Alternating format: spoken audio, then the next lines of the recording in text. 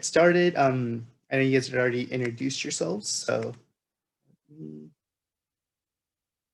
regarding the contents of the panel, oh wait, let me make sure no one joined in.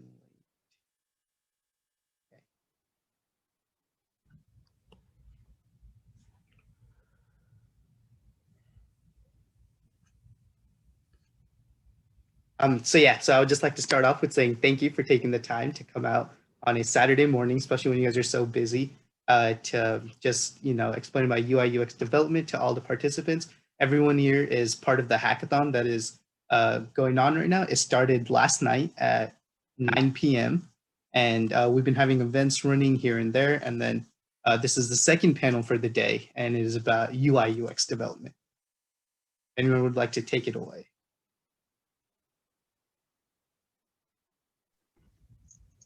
You were helpful enough to supply us with a couple of leading topic questions, so I guess we can dance around those to start and sort of see how the event unfolds. So I guess the first question that was posed to the speakers, the co-hosts on this one, was briefly cover what UX UI development is. And for me, my personal definition is sort of the idea of, instead of making products and services that do their job well, making products and services that help people do their jobs well. There's no need for a UI or a UX if there's no user. So if you're going to include someone, that intrinsically implies this has to be able for a human to interact with it. And ultimately, UI UX are how good you are at communicating non-verbally with people to get a product or service to tap into their intuition and instincts as readily as possible. That's my take. Yeah, and I like to add to that, this is Avi, oftentimes UI, UX all get lumped together, and then oftentimes programming is kind of slapped on back of that as well. Really, I think they're three distinct things, right? UX is research and design. It's a multidisciplinary field whose objective is just to shape the whole entire user experience of a product. And then user interface design, right? And we still haven't gotten to programming, is shaping how people interact with a mobile app or a website. And then you come to programming, and that's really the development of code or what's created in UX or what's created in UI, and you put code behind that. And so oftentimes people start intermingling these three, but they're really three distinct entities. Yeah, I just wanted to add that as well.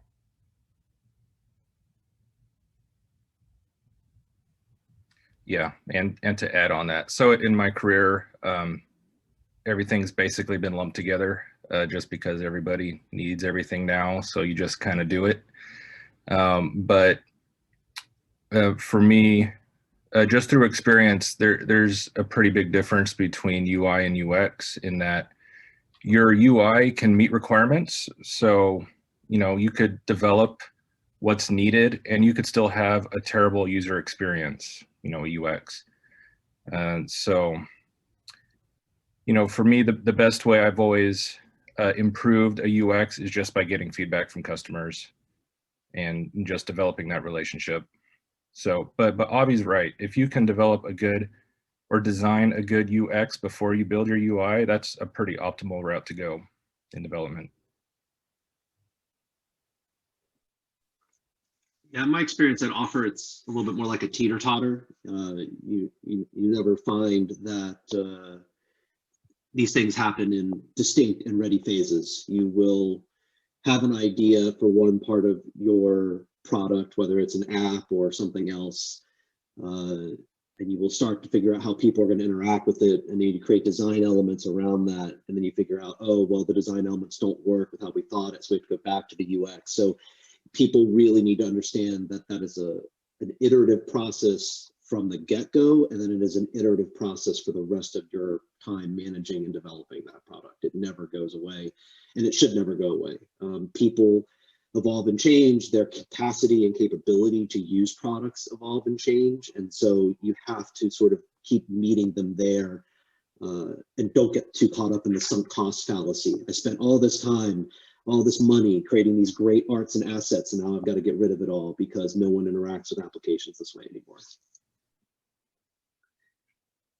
And I would add, kind of specifically from my perspective, that I think everyone here should be aware that this group of panelists is coming specifically from the higher education mindset. You know, we have a particular level of constraint that we work within. We have probably a very different take on UI and UX than we might if we were given an unlimited budget and told to just create a perfect product. Instead, we're trying to make sure that we're delivering the best experience that we can while balancing you know, priorities that the institution has and a number of different projects that all have to work and meet requirements that sometimes don't take UX into and UI into account. And that's a really important distinction for us because we are kind of having to walk a line pretty frequently. So when you see something, you know, out there in the UC Merced universe that you're like, oh, why is it like that? Well, you know, there's probably 100 reasons why it's like that. We're, you know, making sure that all the stakeholders have what they need, and we're trying to meet, you know, everybody's demands, and it can be tough sometimes. So I think that's important to recognize, especially for this panel. Not 100 reasons, 100 different committees are why. That too. Manjot can speak specifically to this. Exactly. And just go ahead. Oh, never mind. So just to add on that, so Christy speaking from education, my experience in private industry is it's kind of the same thing, except private companies are usually a little bit more focused on a single product, or you know, just a couple projects, or you know, you're focused on just one thing.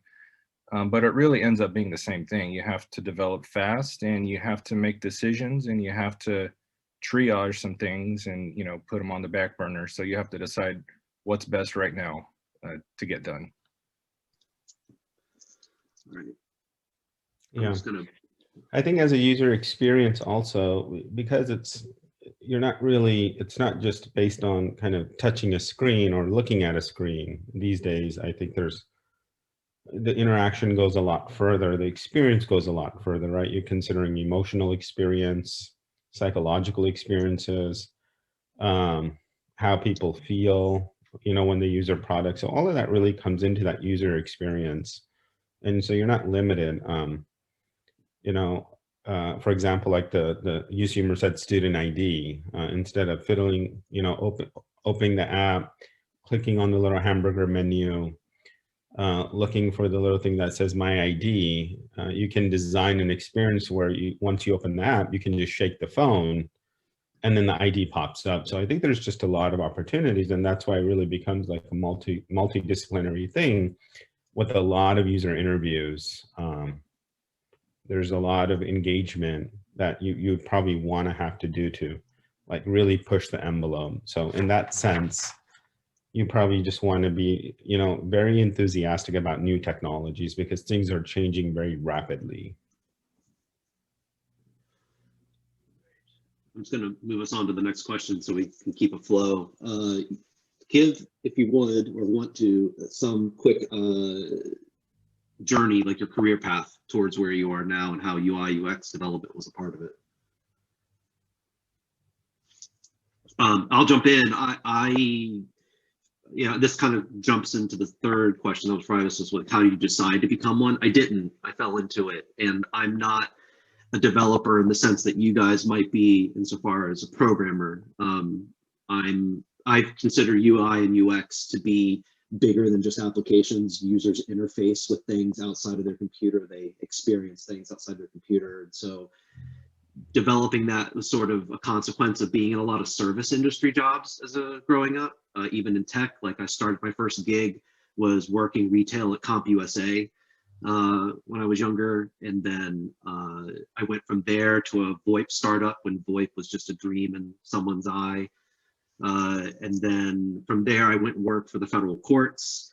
And then I came to UC Merced. And all through that, what I saw sort of constantly was technology getting in the way. And it frustrated me as the person who had to support end users. Why does technology have to keep getting in the way? I love technology. It makes me feel happy. It makes my life better. How can I help other people feel that way when they interact with technology and products? And that's sort of a philosophy I have, and I apply to the stuff I do at HackMerced. You know, my job largely revolves around, well, currently does. It wasn't always this way when I started here, but it currently revolves around the design of technology in spaces like conference rooms and classrooms. And I always go into that thinking, how are faculty going to engage with this technology? How are students going to engage with the faculty that are engaging with this technology? So trying to keep humans at the center of the design is, I think, really fundamental for successful UI and UX. And don't let yourself be limited, again, to the construct that these things only exist in applications or web pages or things like that. Yeah, this is Avi. I think I've always had an empathy, you know, for kind of humans and how long it takes to do certain things and how oftentimes these experiences are really bad. So I've always had this kind of natural desire to like help, like move things and help people love what they do. I've always had kind of enthusiasm for new technologies, an eye for detail, and just the desire to solve problems. And so that has led me to information technology, and ultimately mostly around the back end. And then once I was kind of doing database development as well as coding, I realized that I wasn't having enough user interaction. I was making a difference, but really it was really behind the scenes. And I kind of started moving up towards different areas where, you know, different skill sets needed to be applied, like the ability to present and explain complex ideas and concepts, a lot of user interviews, and I really enjoyed that. So while I had a core technical degree, then I ended up going back to school in urban planning. And in urban planning, I ended up learning a lot about how humans interact in a city and why sidewalks are created the way they are. So a very different focus than technology was urban planning. And then combining kind of both about how people live and why they live that way with technology really kind of helped me hone in my skills around UI UX. So it's been quite the journey.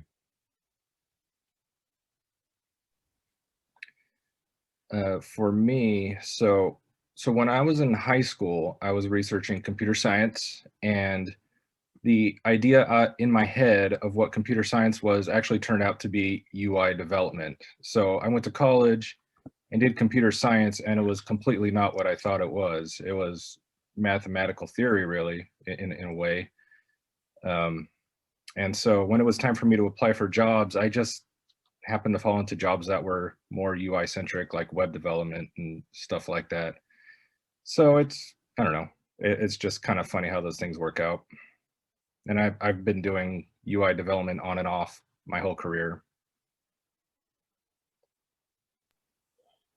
I'm definitely the outlier in this panel. I see some kind of correlations between what everyone else is saying. I've been in higher ed for nearly all of my adult work life. I've been kind of all over the higher ed administration side of things, and I went and got a master's degree, and I taught in higher ed for a little while. Ultimately, though, like, words are my thing, and words and kind of deeper than that, problem solving. And so that's kind of the correlation that I see with what Avi was saying. I am not truly a UI UX person. I'm, you know, as I said at the start of this panel, I'm a communications officer.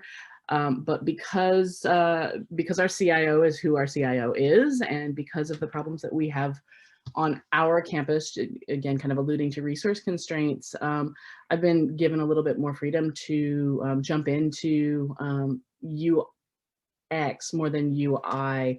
And so I kind of act as a little bit of a liaison to some of our projects on campus. I help OIT staff understand who our users are, what our audiences want, where we can reach them, and then do my best to kind of guide projects along a path that to me makes sense. And I do, you know, love technology and love to kind of find new ways to solve problems.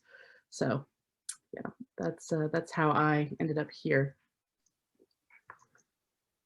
I would say that if you want to make people, like when you go out, if your heart set on being a developer and you really want to write code and you really want to create applications and products like that, if you want to make a person like Christy's job easier, spend some of your elective time, honestly, taking a few communications classes. You'd be surprised how much that unlocks a part of your brain that makes you start thinking about what people, and I don't think we have any at UC Merced, unfortunately. Maybe the City College has a few that you can sneak into. But they're really— I would plug our writing minor program. I think it's pretty good.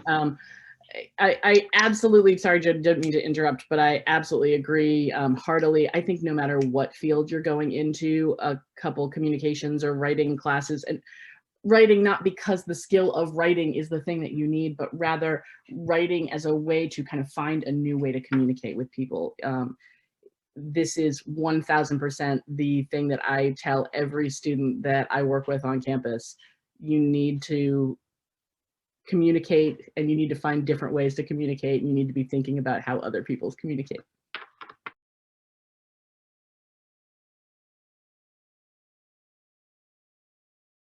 Looking at the questions in the chat now, because you're actually kicking us into the fourth question, which is tips and advice. So this is good. We can feed that and answer other questions.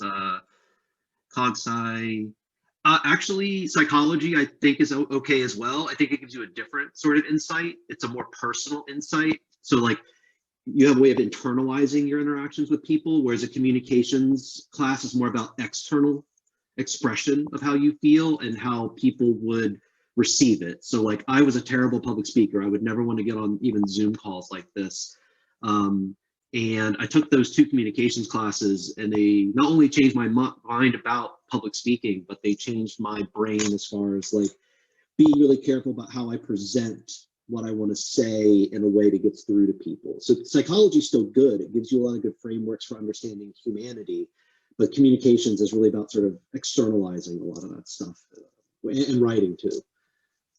Anyone else have something to add to that? I really think it's multidisciplinary, so I think you can really be any major. And I was sharing, I was urban studies and planning, I was communication for a bit, economics for a little while as well. So it's multidisciplinary, so you can major and minor in anything and still become an amazing UI UX designer as well as a developer. To that, I think there was some tips and advice you have for this panel. I think really committing to, like, do you really want to become, a UI UX individual, right? Or do you want to become a coder? I think kind of starting there is probably really important. And then you ultimately start reading a lot. I mean, the web has a lot to offer. There's a lot of websites too that allow you to look at kind of work of others. Behance, Dribble are just 2 of the biggest that you can start taking a look at. And then, what I started doing was just building out like websites. They can be imaginary. You can pick up projects here and there, mobile apps and websites. And, that's a great way. You can really take it into your personal life and your schoolwork. Every report that you do, every assignment that you do, you can incorporate design into it. And, it starts with design thinking. So others might have tips too. I try to keep my list short because I've read a ton of books on UX and UI, and I'll paste them into the chat so you guys can track them down. I would say that to me, great starter books are The Design of Everyday Things, which was written by Don Norman. The man is, the book's a little interesting to read because he has a very distinct writing style.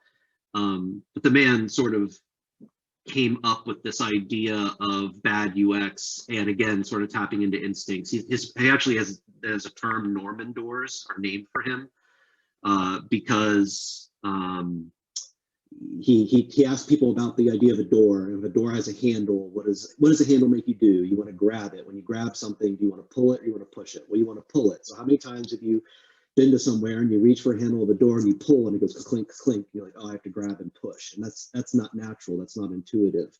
And he goes through all these everyday things in your life that you take for granted that has taken decades of user experience work to really hone and refine. Things like the knobs on your stove. You'd be surprised how long that took to get right. And then another one I think is good is the Non-Designer's Design Book.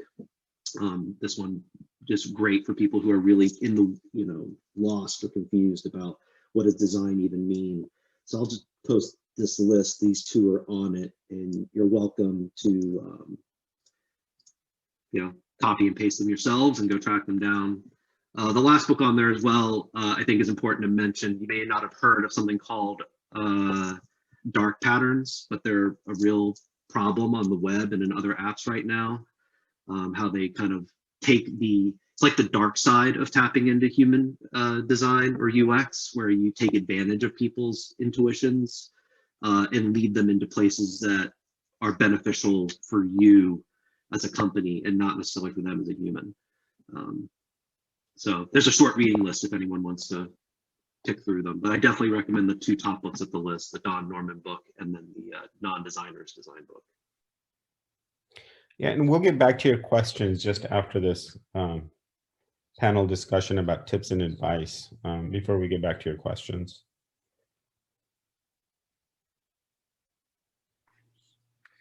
Let's see, I can give some tips from a software developer's perspective here. So over the years, I've worked on a number of different technologies and frameworks. And I could say, I think Avi said this earlier, don't get yourself stuck in a framework. Don't become an evangelist for just one thing. I would say diversity in your learning is just as important as the tools that you choose. I chose terrible tools when I first started, doing development in the private industry. I was doing ASP.NET stuff, and that was terrible for building websites. But over time you learn those lessons, and those lessons that you learn in different frameworks are cumulative. They're not siloed. So the lessons you learn from one thing are going to take you into other frameworks, as well as, and so if you're a programmer and you like to, focus on perfection, the first thing is perfection isn't really that achievable. You might want to apply an 80-20 rule. Getting, 80% of what you need done for a specific UI thing is probably good enough. And then that last 20% to make it perfect is going to spend another, it's going to double the amount of time that you take to achieve that perfection. So you end up wasting time for just a little bit extra. And then, let's see, I wrote a few things down here. Yeah, and then when you work for a company, you want to stay focused on meeting requirements. And just like I said, don't dig too deep. And then if you want to dig deep, let's say there's something in your UI that you think is terrible and you want to develop your own version of that thing, that's a sign that you actually have two separate projects. You should develop your own UI framework, and then you should also deliver on your requirements. So you deliver on your requirements with that old piece of junk that you don't like. On the side, you build your own UI framework that achieves what you really like. And then once you have that good enough, then you incorporate that into your software. And when you do it that way, you can actually keep your deadlines, and then you can actually also develop what you like.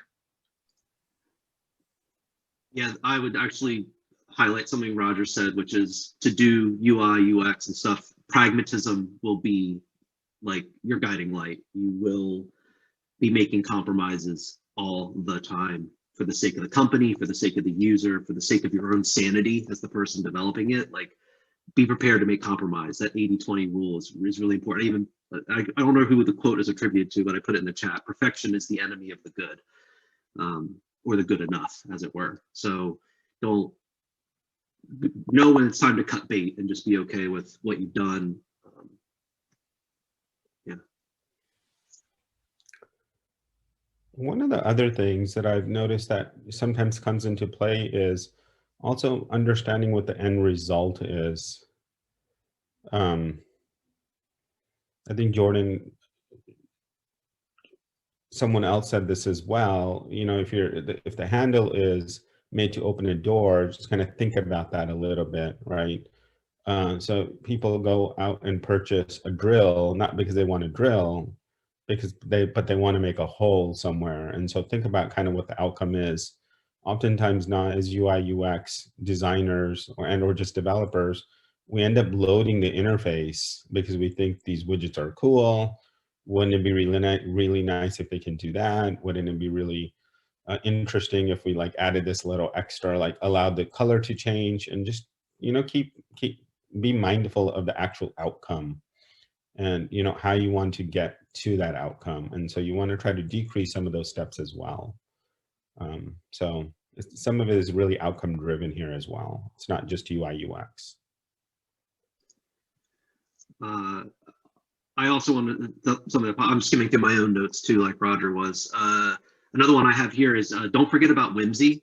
A big part of like being a person is those little joys or those little fun moments or something that makes you chuckle more than like the slog of filling in text fields and selecting drop-down menus. So don't go crazy, but don't forget about it. You know, people are going to have to be interacting and using your application. Find moments to create little positive sparks. You know, don't be obnoxious. You don't need confetti falling every time someone hits a submit button, but like look for those times where you can humanize the product a little bit and empathize with the person who's on the other side of the console trying to use it. There's another question. Manoj, how are we doing on time? Yeah, you guys are doing pretty well on time. It's until 10:45, so Okay. you guys I think it's time for questions unless someone else has stuff to say. Yeah, let's read out the question that we're going to answer. So someone asked about tools. I did a lot of my prototyping in Illustrator, which sucks, until Adobe came out with that new XD product, and I really like XD. XD is very, very slick for developing UI UX, I think. My go-to for designing tends to be Keynote, which is Apple's offshoot of PowerPoint.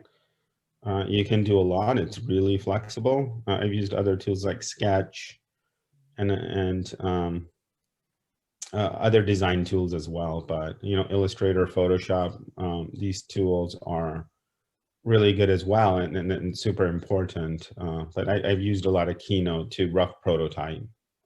So. I'd jump in because I'm also seeing someone asking about wireframing and user flow.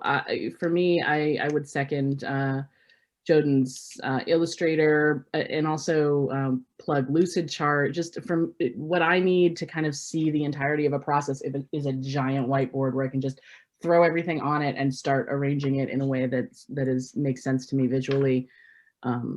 It's not super fancy, but it does the job.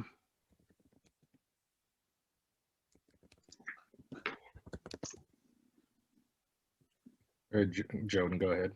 No, I was just saying even whiteboards are great. Like something that can be a problem I find, again, when you're like the perfectionist or the really want it to be done right, is you have to start creating boundaries around even the tools that you use, or else you find yourself stuck in your tool and never getting out of it and actually creating product.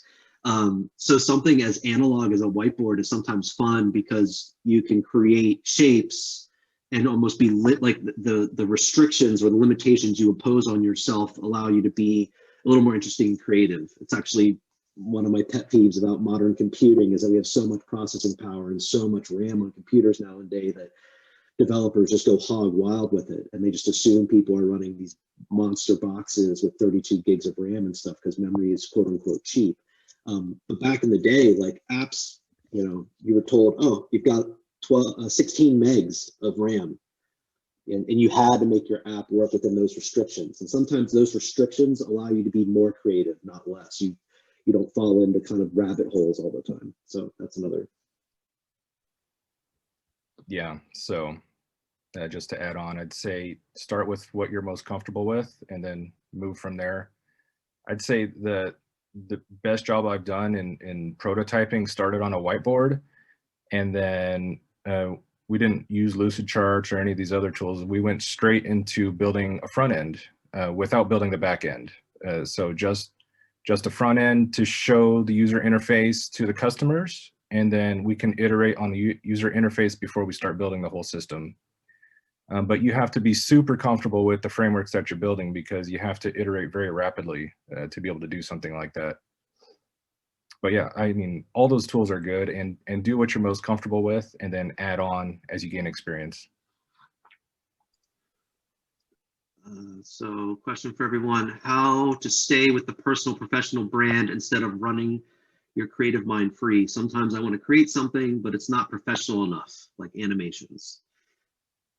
I feel like Christy could speak to this, because you have to interface with us trying to put stuff on like the IT website. And I know I've written things and Christy's like, okay, so stop using the passive voice, stop using. Well, that's, I mean, yeah, I think there's a little bit to be said there. And I think it's basic design thinking in theory is create something and then take, you know, at least 2 things away and then continue to edit. Do not add things, continue to edit, make it coherent and concise, even if it's visual. But getting something down to kind of bare bones good is a difficult iterative process. Start with the big thing, the animation that you think isn't pro, and then look at it, you know, come back to it another day and look at it and say, is there a way that I can kind of hone this down, make the colors look like, you know, what the brand looks like? Can I simplify it in a way that makes it kind of speak to the brand and still have that kind of creative thing in it? There's a lot you can do there. I would say don't be afraid to challenge the status quo a little bit. Like this is where that whimsy comes in, right? Like if we're making something for students, that's a very different product than like stodgy faculty, right? Like they want to see grayscale and, you know, very sterilized and sanitized language. But if I was designing something for college students, I wouldn't be using a ton of 4-clap words or you know, really heady type stuff. I'd be trying to tap into a more conversational tone potentially, because that might be something that would engage with people more than, you know, something that's just so droll and you have to read it for reading its sake. Not everything has to be a legal document. Yeah. On that note, I think the internet is big for both areas. Like you can definitely cater to professional, but also to this personal animation side. I think there's websites, and you know, if you're picking up projects, you know, you can present yourself in that kind of professional light, or you know, school environment in a professional light. But you know, there's a lot of opportunities to like get engaged, especially these days with the NFTs and a few other emerging technologies where you can really start to build animations and provide kind of both skill sets out to the world. I think there's space for both these days. So you can actually just use 2 different personas.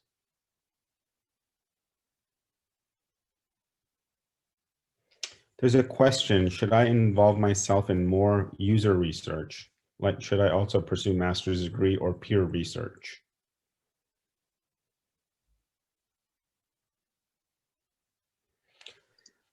Go ahead. I was gonna say, it depends if you want to get a product out there or not. Honestly, I would offer that. In my experience, I've never done research, so I only know about this peripherally or from watching researchers. There's a lot of navel gazing that goes on in research. There's a lot of sort of just talking about the idea of programming and sort of elevating the school of programming. But I would offer there's not a whole lot that ever gets out the door other than your papers talking about those things. So if you want to make computer science as a program better, research is probably the way to go. But if you are really excited, if you have an idea and you want to turn it into a product and you wanted to get out there, then I would offer that research may not be as useful, because it's my understanding that the private development sector moves at breakneck speed, and whereas research is a little more plotting and methodical. There's milestones and things that you really have to, and rigor and peer evaluation and stuff. So it takes a lot longer to get what you want to do out the door. So that's my take, but I didn't go for an advanced degree, so I might be completely wrong about that. Yeah, you know, some aspects of research probably really help, like bias and like the suggestion of something. You know, if you're asking questions, right? Like, how do you tell us about how you use this product versus tell us how you use this product if you clicked here, if that like fell, like, you know, so there's like things that you can probably garnish from advanced research theories that can that are very applicable to like UI, UX, or even building a new product. But it kind of solely depends on which way you want to go, because you're talking about a graduate degree as well. There's another question. CSE major at UCM. I want to get into bootcamp like design lab. Is that a question for the person posting it? Oh no, so it's tying back to MJ's question is like, what kind of tips and tricks do you guys have of like recommendation of certifications from like LinkedIn or any internships you guys would recommend, or boot camps or anything that sort? Since me as a CSE major interested in UI UX design, the only class I can only take related to design is the CSE 155 class and the design course, which is a GE. So I put 2 links in here. This organization called IDEO has kind of taken the mantle of being the end all be all when it comes to design thinking. And there's some people that say that's a good thing and some people say that's a bad thing. It's a good place to start. They are definitely design thinking focused. They do put out a lot of the papers and things on design thinking. They offer classes and boot camps and things as well. So if you see some that are interesting, you know, they're not necessarily cheap, because IDEO, like I said, thinks they have the market cornered on this school of thought. And the other thing I would offer is something that I know from my time at college is that getting that feedback in the hands of like assistant deans and deans. So if you think that UI UX design is important, I would offer that the students coming together collectively and authoring some sort of letter or document to the dean saying, this is an underrepresented part of becoming a successful developer at UC Merced, and we might want to try and add more courses or things that foster that sort of thing, is at least a starting point. I'm not going to say it's going to magically help all the generations of CSE majors after you get those classes, but hopefully providing that feedback would give the people who do come after you the opportunity or more opportunity to get that taste. Okay, thank you so much. And I also have another question, which is I'm currently building my design portfolio right now, and I wanted to get more involved with like design internships. Like, what do you think would make my design portfolio more enticing towards like future employers? Like, what do you guys think would they look for? Like collaboration, like my design thinking, like critical thinking process? So as far as design goes, I mean, I don't know exactly. Maybe somebody else has better input, but in general, companies want to see, if you're entry level, companies want to see that you're creating your own experience. So maybe you don't have work experience, but you're building projects and you're taking the initiative to learn on your own. And if you're able to do that in teams, that's awesome. That's great. Showing that you can work in teams before you even got a job, that's pretty solid. But just any sort of experience, showing that you take the initiative, showing that you've taken the time to know something, that's really good. Thank you. Yeah, I think showcasing your portfolio, if you're thinking along the lines of like products and like applications and mobile apps, some interaction design, maybe even some key things where you've tested yourself, like, right? You did something this one way, and then you redesigned it and did it some other way, and then the outcome of it, right, what that, you know, the outcome of that, I think would go a long way as well.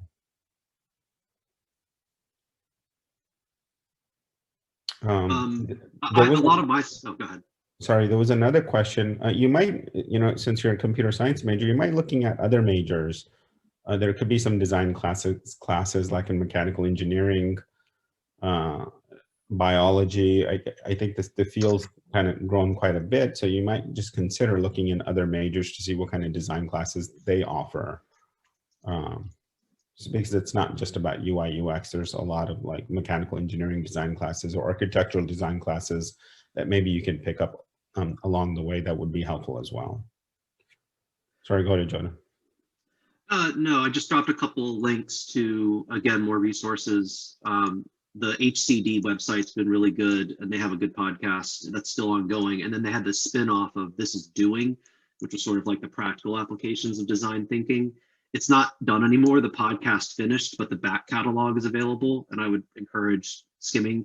A lot of my stuff for design has been self-taught and trying to seek out resources or other people. Actually, once I found out my CIO and I shared this as an interest, I just picked her brain like crazy. Like, tell me websites, tell me books, tell me, I want to sponge as much of this up as possible. And she was happy to provide. Actually, it was nice. She provided both supporting and counter resources. So not only did I get to read about the stuff that sort of advanced design thinking, but I got to read everyone who was poo-pooing the idea that design thinking is useful or good.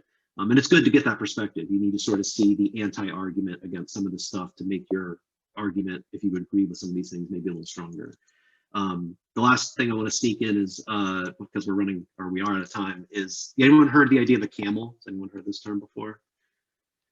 So the one pitfall of design with feedback, a camel is a horse designed by committee, is the joke. So you don't get a horse, you get a horse that can travel for miles in a desert and carry fat and water reserves, like all the things that you don't need in a horse, but it's a similar creature. And that's the pitfall of design by committee. You gotta be really careful to set parameters, and not all feedback is good feedback and all those kind of things, or else you end up with a very unwieldy product that works for no one, despite taking a lot of individual feedback.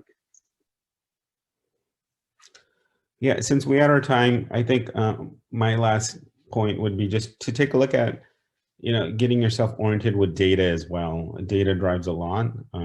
JV just talked about how, you know, designing by committee, but I think designing around some data elements, A/B testing things, you know, taking a look at user flows and how people click through websites, how long people spend.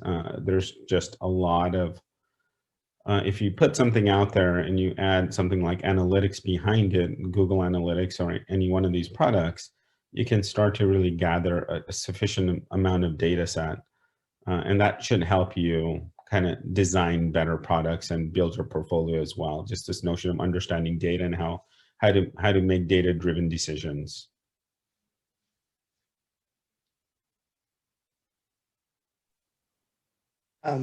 If no one else had anything else, I just wanted to say thank you to all of you for joining on a Saturday morning, answering all these questions, being willing to participate. Thank you so much. Your feedback was invaluable, and we'll also have the video up on YouTube. And yeah, thank you so much for all your help. We'll have the next panel, cloud development, starting soon. So if you would also like to, if anyone would like to stay for that, please just stay in this Zoom room. And thank you for coming.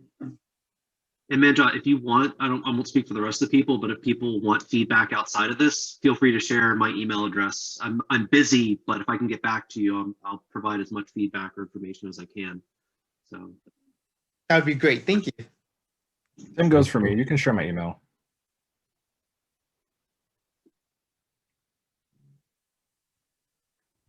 Thanks all. Have a great day. Thank you all. Yeah, thank you so much.